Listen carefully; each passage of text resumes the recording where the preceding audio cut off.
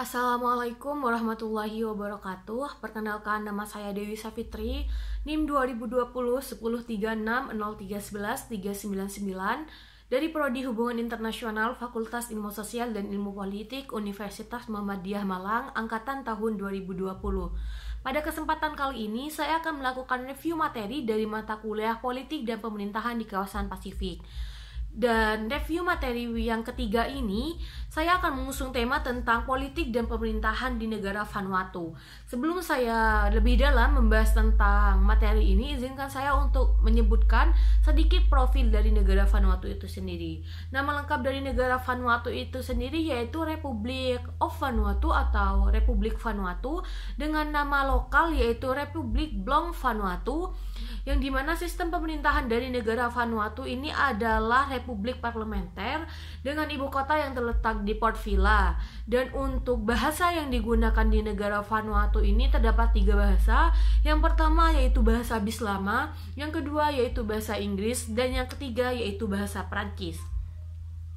Dan secara geografis, negara Vanuatu ini terletak sekitar 130 derajat lintang utara dan 230 derajat lintang selatan. Sedangkan secara demografis, negara Vanuatu ini mencakup 13 kepulauan besar dan mencakup sebanyak 80 kepulauan kecil. Selanjutnya saya akan masuk materi. Saya akan membahas tentang sejarah singkat dari Vanuatu. Yang pertama yaitu sistem pemerintahan. Di dalam sistem pemerintahan Vanuatu dikenal yang namanya Konstitusi Vanuatu, yang dimana Konstitusi Vanuatu ini merupakan sebuah konstitusi yang disusun oleh para ahli hukum dari negara Inggris dan juga negara Prancis, yang dimana selama pembuatan konstitusi ini para ahli hukum dari kedua negara tersebut menyarankan kepada negara Vanuatu agar tidak menerapkan sebuah sistem pemerintahan tertentu di negaranya. Hal ini bukan karena tanpa alasan, yaitu karena negara Vanuatu ini masih negara baru, yang dimana negara baru ini masih sangat rentan terjadinya pergejolakan di dalam negaranya. Dan selanjutnya di dalam konstitusi Vanuatu ini terdapat sebuah lembaga yang dikenal dengan Komite Konstitusi, yang dimana pada awal berdirinya Komite Konstitusi ini hanya beranggotakan semua menteri dalam pemerintahan dan Persatuan Nasional serta beberapa kepala adat. Namun dengan adanya alasan untuk memperkuat karakteristik nasional dari konstitusi Vanuatu ini, maka ditambahkannya beberapa anggota kembali dari Komite Konstitusi ini, yang dimana yaitu menambahkan semua wakil partai politik, semua kepala adat, wanita Dewan Gereja Katolik, dan juga semua Dewan Persatuan Nasional juga diizinkan untuk bergabung menjadi anggota Komite Konstitusi. Dalam sejarah juga tercatat bahwa Komite Konstitusi di negara Vanuatu ini terbagi menjadi 2 kelompok, yang mana kelompok pertama adalah kelompok yang berbahasa Inggris dan kelompok yang kedua yaitu kelompok yang berbahasa Prancis. Selanjutnya saya akan membahas tentang sistem republik dari negara Vanuatu ini. Republik Vanuatu ini disusun berdasarkan sistem parlemen satu kamar. Seperti yang kita ketahui bahwa di dalam sistem parlemen satu kamar ini ada sebuah lembaga yang sangat penting untuk menjalankan negara tersebut, yaitu pada umumnya di Indonesia dikenal dengan Dewan Perwakilan Rakyat atau bisa dikenal dengan Representative Assembly, yang dimana Dewan Perwakilan Rakyat ini memiliki beberapa tugas. Yang pertama yaitu menyusun undang-undang, yang kedua yaitu memilih Perdana Menteri, dan yang ketiga yaitu membentuk Dewan Menteri di antara anggotanya. Dan untuk sistem pemilihan umum sendiri, negara Vanuatu ini mengadakan pemilihan umum atau pemilu yaitu setiap 4 tahun sekali, yang dimana dengan syarat baik pemilih atau yang dipilih haruslah seseorang yang memiliki umur di atas 19 tahun. Dan di negara Vanuatu ini di setiap daerahnya menerapkan sistem yaitu multiple member, dalam artian dalam satu daerah di negara Vanuatu ini diizinkan untuk diwakili oleh lebih dari satu anggota parlemen pada saat atau selama proses pemilihan umum di negara tersebut. Selanjutnya saya akan membahas tentang sistem kepartaian di negara Vanuatu.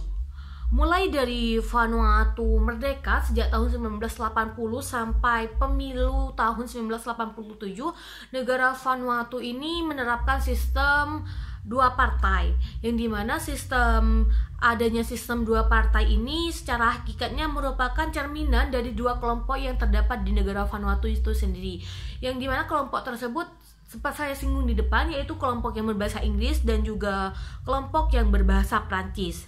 Namun di tahun 1991, Vanuatu ini mulai mengenal yang namanya sistem multipartai. Sistem multipartai ini digunakan dikarenakan adanya kerusuhan atau perpecahan yang terjadi dalam internal kedua kelompok tersebut. Yang dimana ternyata perpecahan dari kedua partai tersebut ternyata terjadi 1 tahun setelah diadakannya pemilu, yaitu lebih tepatnya di tahun 1988. Untuk partai paling dominan di negara Vanuatu atau bisa dikatakan partai yang memiliki berkuasa paling lama di Vanuatu itu berkuasa sekitar kurang lebih selama 11 tahun, yaitu dikenal dengan Partai Vanuatu Party yang memimpin negara Vanuatu yaitu selama 11 tahun. Selanjutnya saya akan membahas tentang sosialisme Melanesia. Nilai sosialisme Melanesia ini merupakan sebuah konsep yang dimana dikembangkan oleh Perdana Menteri Vanuatu sendiri, yang itu Perdana Menteri Walter Lini. Dan Walter Lini ini juga menegaskan bahwa sosialisme dari Melanesia ini merupakan nilai-nilai asli dari Melanesia itu sendiri. Selain itu, sosialisme Melanesia ini juga dijadikan sebagai landasan negara. Dan untuk mempertegas tentang statement dari Walter Lini ini, Perdana Menteri Walter Lini ini, maka ia juga menegaskan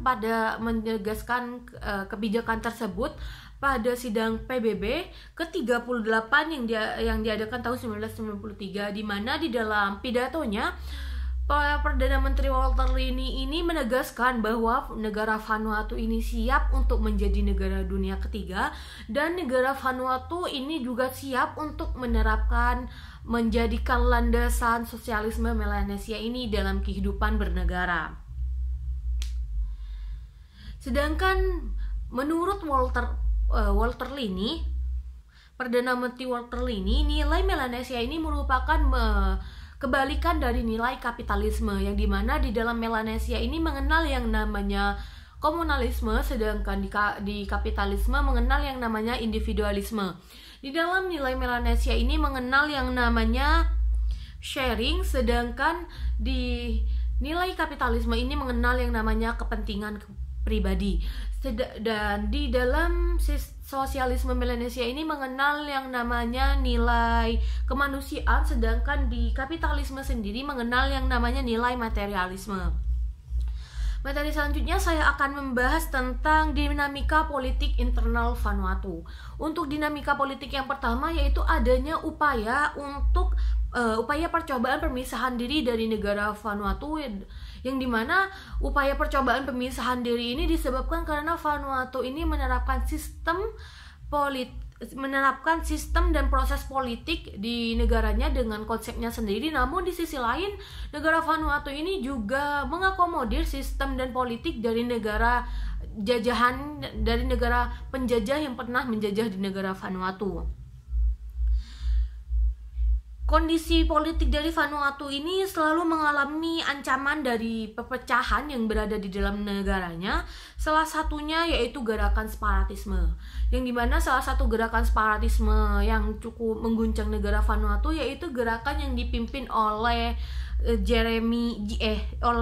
Jimmy Stephen, yang dimana selama Vanuatu sedang berusaha untuk menyiapkan kemerdekaannya di tahun 1980, Jimmy Stephen ini berusaha untuk membuat sebuah negara baru yang terpisah dari negara Vanuatu.